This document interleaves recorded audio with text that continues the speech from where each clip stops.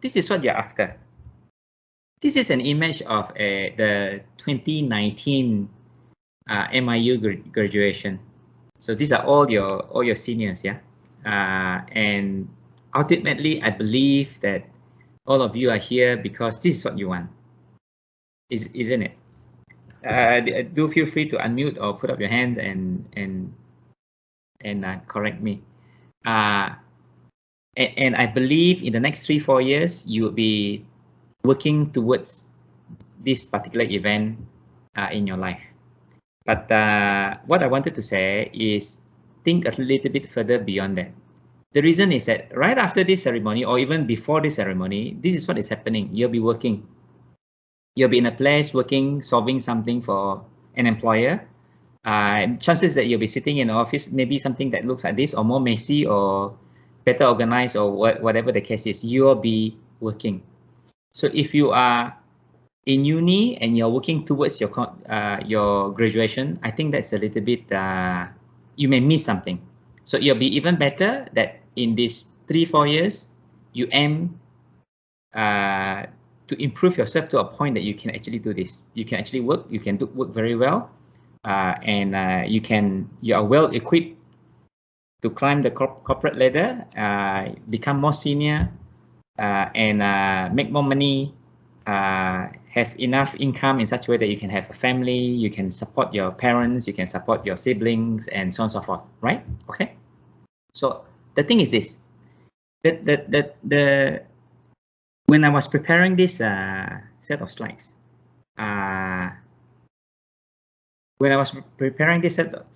I was thinking, when I went to uni, what would I have liked my school to have taught me? Because it was nothing, right? We went there and it was lots of fun, and you are told you got to do this, you got to do that. We did it, and that was that. And many years ago, when I was working, I also experienced something similar. The president of the company called me to his office. I went to his office and said, "Can you go to Sweden?" I said, "If you're paying for it, I'm going." So I went, and this was actually what happened. They paid for a ticket. I went to Germany. So in Germany, Frankfurt Airport, I have to wait 6 hours. It was neither here nor there, so I didn't leave the airport. I was just inside the airport. 6 hours is like too long to do, not long enough to go out and visit Germany, not short enough that that I will feel stressed. So I was inside 6 hours, do not know what to do. I walk around, have some food. It was so expensive that I only had a sandwich. And then flew all the way to Sweden, Motala, and there wasn't enough instruction, and I just took a taxi to some place. This was an office somewhere, some more. And by the time I arrived at the office, it was so late, everyone's leaving. So this guy saw me and said, "Oh, you are so and so from KL?" I said, "Yes, I am." I was very lucky. So he said, "Come with me." I was like, "Okay." Took me to a hotel. They said, "Tomorrow morning, what time? I'll be out here. You just checked out, and then I'll pick you." So then we drove from the hotel through highway, quite a distance to a highway, then to a factory. This is a Nokia Autoliv factory, and I thought I was there for a technical meeting, so I did. I went for the meeting. Halfway through the meeting, someone said, "Come, I'll bring you to have a look. If you want me to see something, I'll go and have a look." So he showed me and he said, "This is the equipment." And I thought, okay. And he explained what the equipment does.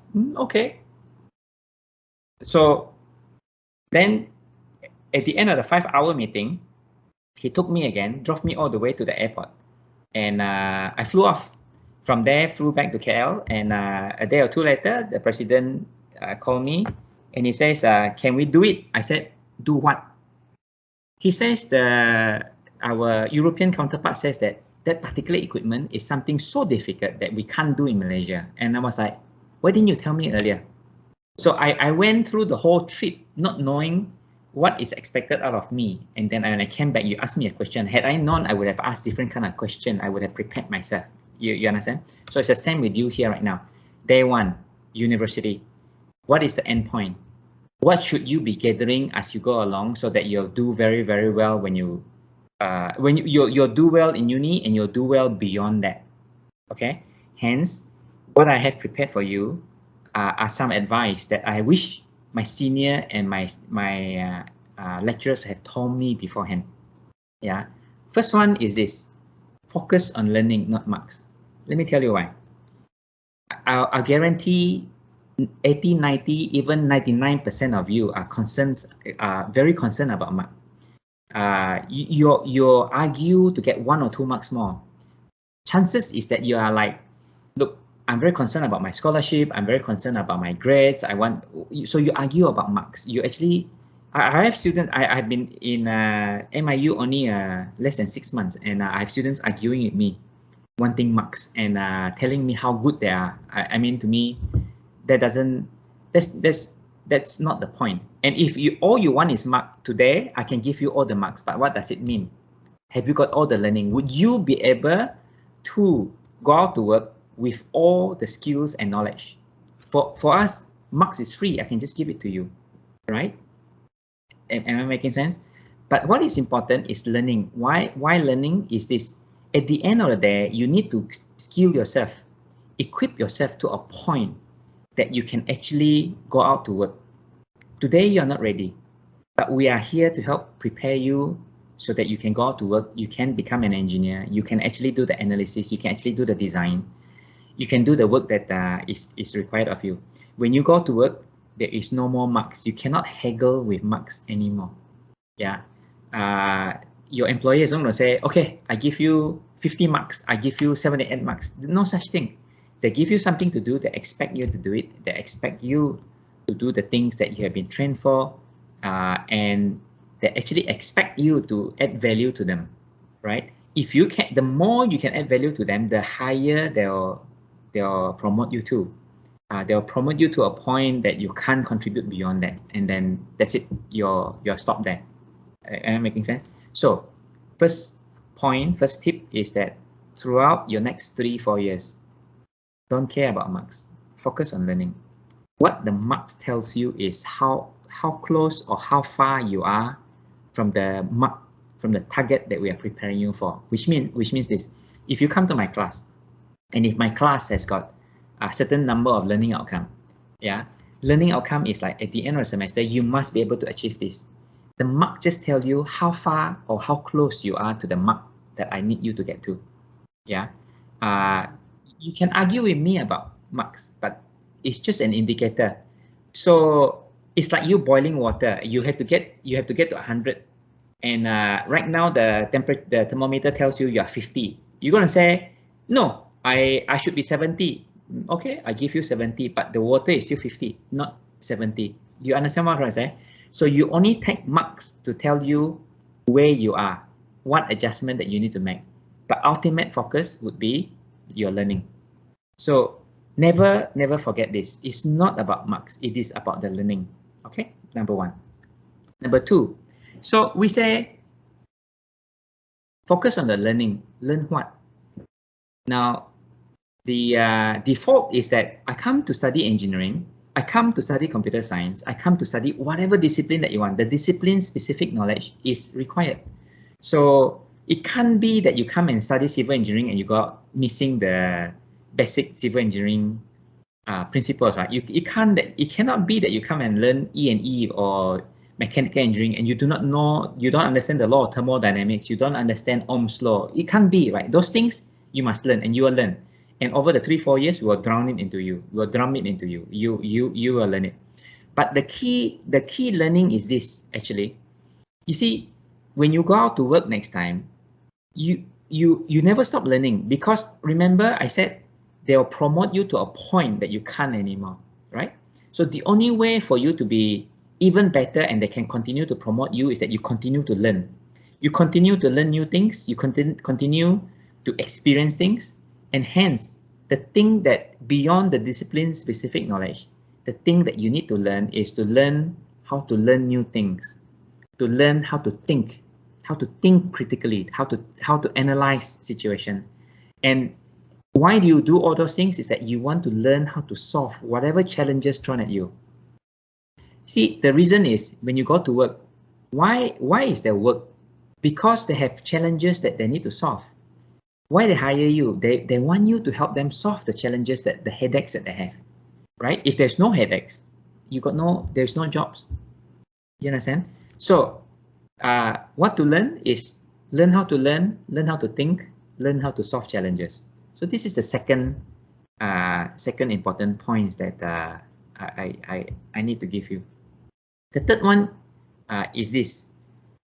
In the police academy, it is frequently said, especially the one in Australia that I know of, they say this all the time. In the police academy, when they are trained to become police before they are let out to walk the beat, they always say this: the more you sweat here, the less you bleed out there. Which means they are preparing them to face the challenges on the street. Yeah, they'll be dealing with bad guys. They'll be dealing with crazy people. They'll be dealing with all kind of all sort of people, right? So the training that they have would help them deal with the situation. The training that they get would help them protect themselves. So it's the same in a university. You are you are getting yourself trained to become an engineer. Yeah, there'll be things thrown at you later on. I don't mean literally. There will be some challenges thrown at you. Now, if you work right now and prepare yourself to be able to take all those kind of challenges, when you go out to work next time, thrown at you, you'll be like, yeah, okay, I've seen those. I give you an example. Many of you may know that I came from Taylor's University before. At Taylor's, we have got this approach called project-based learning, where every student every semester have to work on one project. Yeah.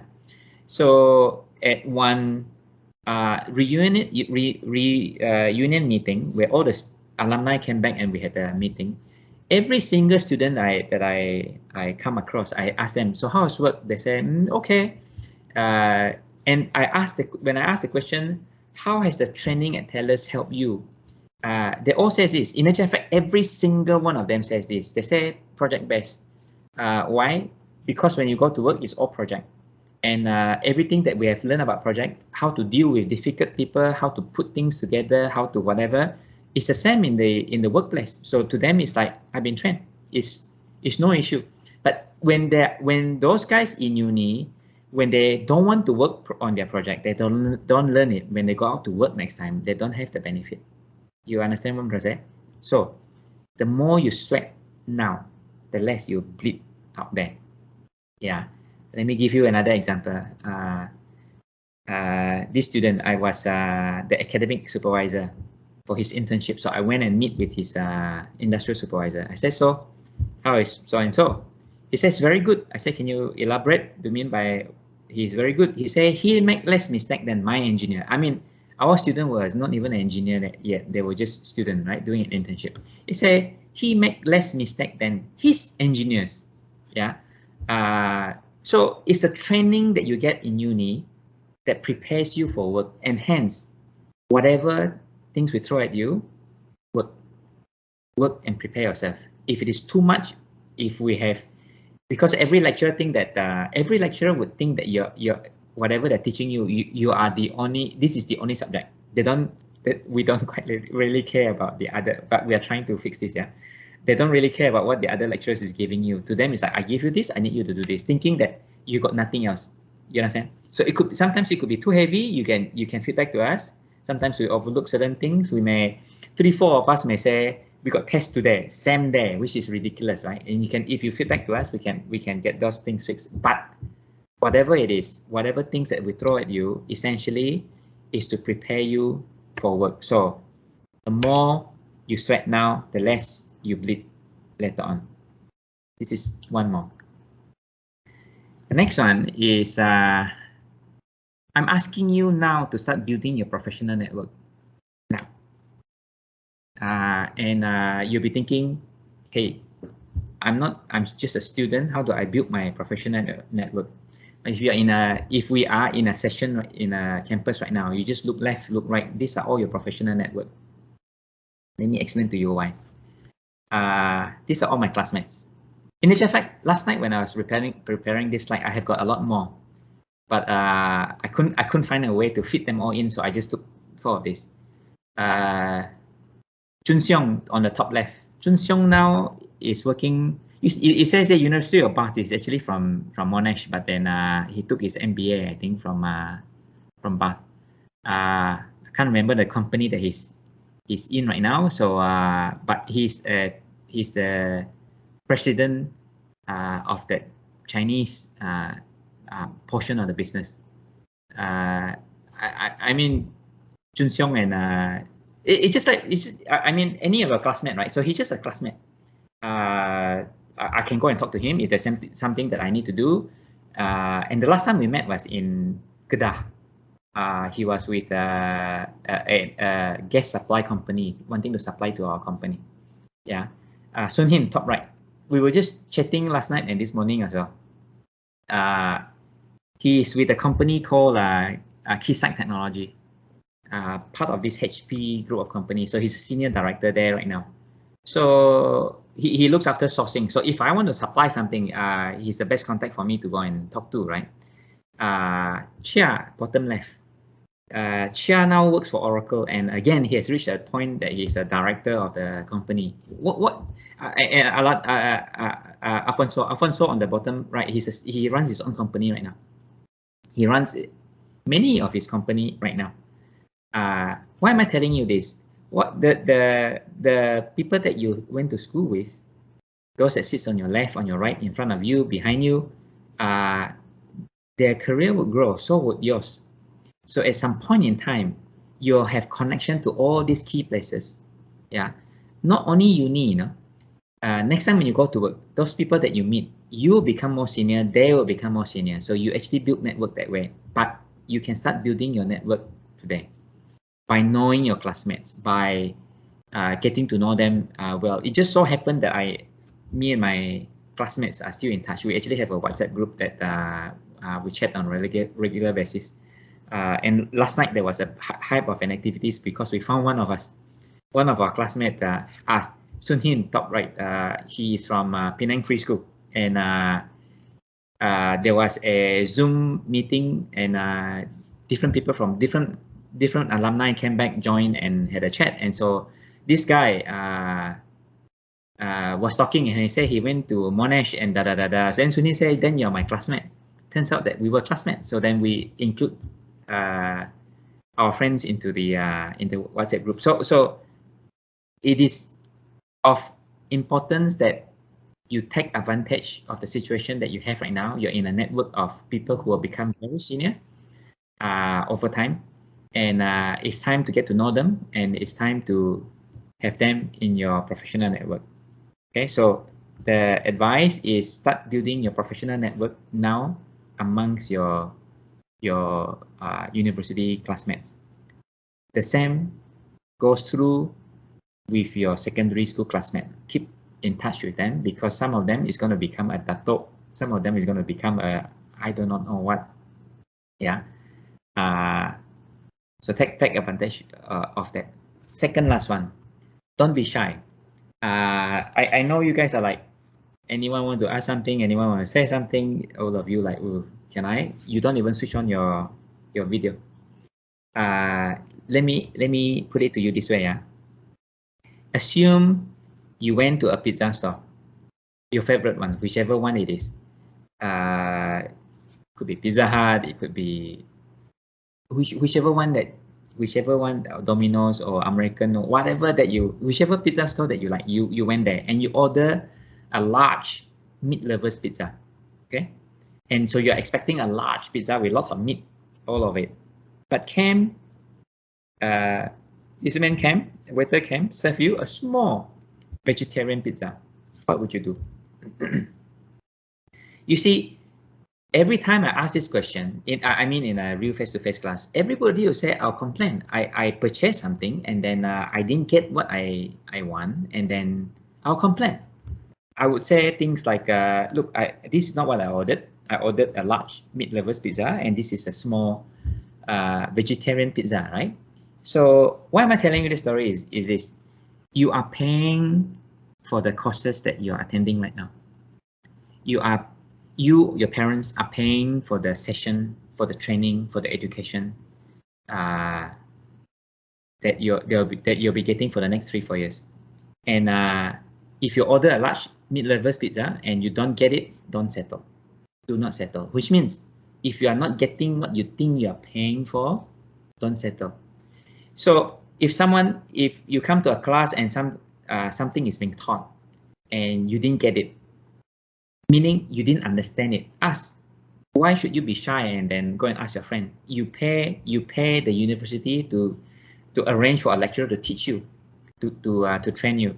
Yeah. And if you didn't get it, don't be shy. Ask question. There is no silly or not good question. The only question that is silly or not good is the one that you forgot to ask, or you didn't dare ask, or you didn't ask. Is it okay? So don't be shy. If you don't get your large mid-level pizza, do not settle. Last one.